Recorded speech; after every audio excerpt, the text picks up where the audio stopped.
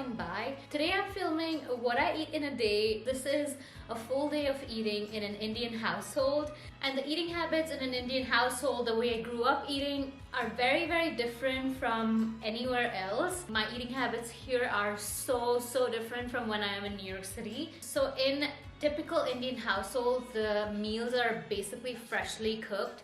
Most people cook 3 times a day for breakfast, lunch, and dinner, and it's not just simply throwing ingredients together. It's a lot of like making everything from scratch, which is time consuming, but it's also like super healthy. Before we get into the video, I just want to say that I eat intuitively. I did not subscribe to any sort of diets, especially because I'm only home in India for 2 or 3 months, and I want to take advantage of everything that my mom makes, and that's another thing that I want to say. So basically here, my mom or my granny do most of the cooking, and I do a little bit of the helping on the side, but I'm gonna do my best to kind of walk you through the Indian recipes in case you want to try them out. So let's just get into the video.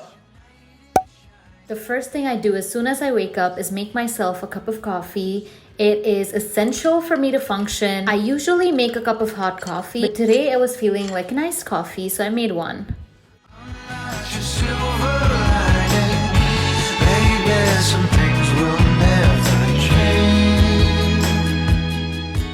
Breakfasts are typically pretty simple. On this day, I made myself some bread and butter toast, and I also ate these shallow fried wheat tortillas that my mom makes in advance, and we store them up to, I guess, 2 weeks or so. And so whenever we don't make anything fresh for breakfast, we tend to eat these. Back and forth thinking, oh my love, one of us has gotta try. Oh yeah, Adam and Eve or an atom bomb was the start of this. Really worth the fall. Just take 12 steps and turn around and then draw your gun. Every morning, my mom also makes us all some freshly squeezed fruit juice. On this day, it was watermelon, and it was so yummy. You know we've got no idea what's going on beyond. So for lunch, we typically make roti or Indian bread, and like I said, everything is made from scratch. So right now I'm kind of just kneading the dough for the roti, and then 90% of the time we have roti with any sort of curry for lunch. And we also have like mangoes on the side and other things, which I'll show you guys when I'm eating, but I can probably get my mom's help to get this right because I don't do this often.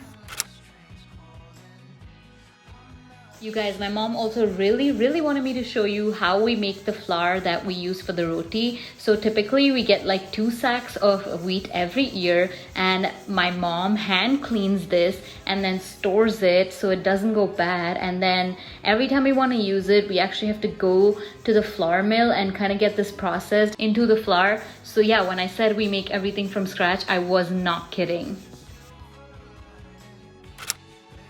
Now back to the dough. We actually start with some salt and some oil in the flour and then knead it, and then keep adding water and keep kneading it till it's the right consistency.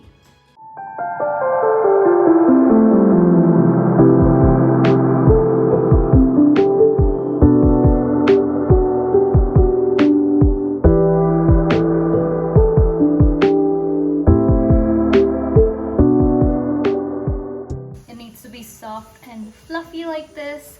And then now we're gonna make rotis out of this.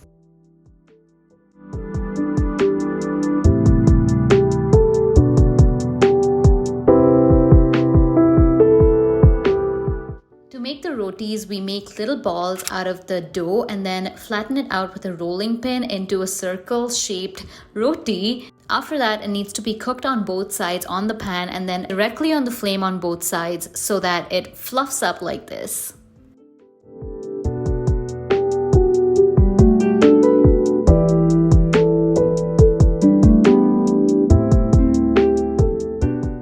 Once taken off the pan, we put some ghee or homemade clarified butter on this, and since there's 4 of us at my place, we make about 10 to 12 of these rotis.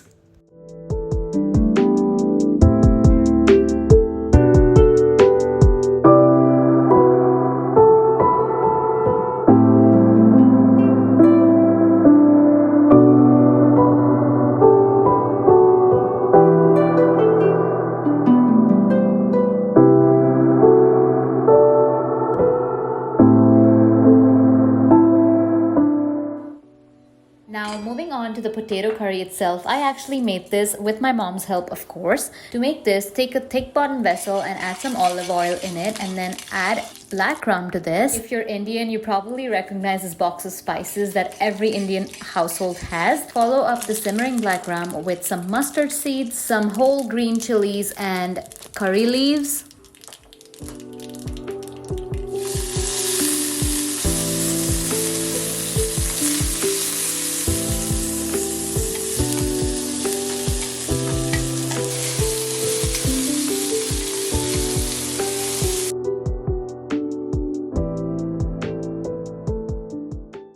Add some salt and keep stirring till the onion is cooked. Once cooked, add some coriander powder and haldi or turmeric to the pan and mix it again.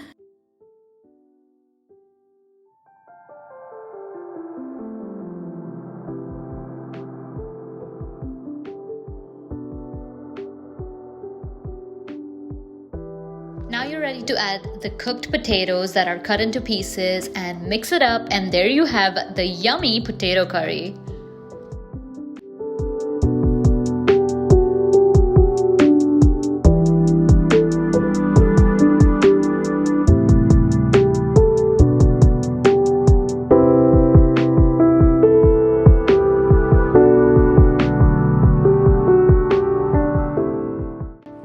Summers in India mean one thing and one thing only: the best mangoes in the whole wide world, and we eat this every single day.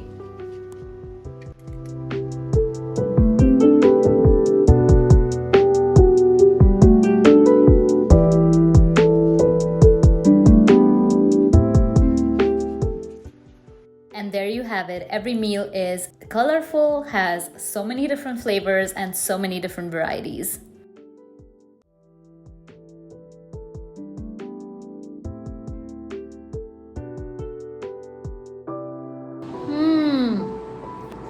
Yummy. Sabzi. Yes.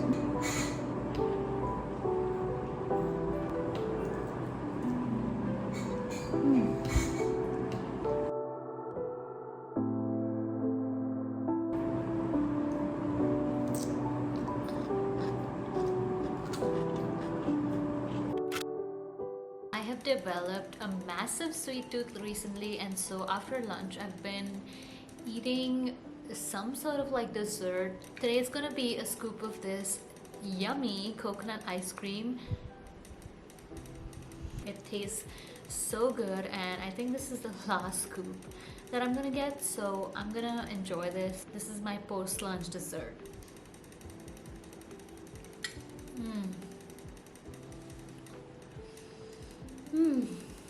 So good.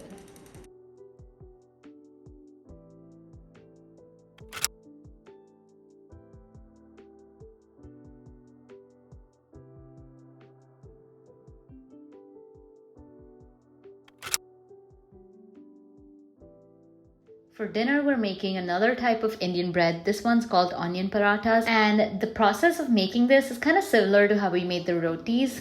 In a vessel, mix some onion, grated carrot, coriander leaves, garlic and ginger paste, cumin powder, turmeric, hing or asafoetida, and some paneer or tofu. Add some flour and oil and mix it up and start making the dough as we did for the roti. Except this one doesn't really have any water added to it because the vegetables themselves are kind of moist and release the water needed to bind this dough. Once the dough is done, make little balls of the dough and flatten out with a rolling pin. This is a little bit harder to do because the dough kind of sticks to the rolling pin, so you just have to add some oil to kind of help it not stick. And similar to the roti, we cook this up on a pan, except this one doesn't go directly on the flame, it just gets cooked on the pan and that's it.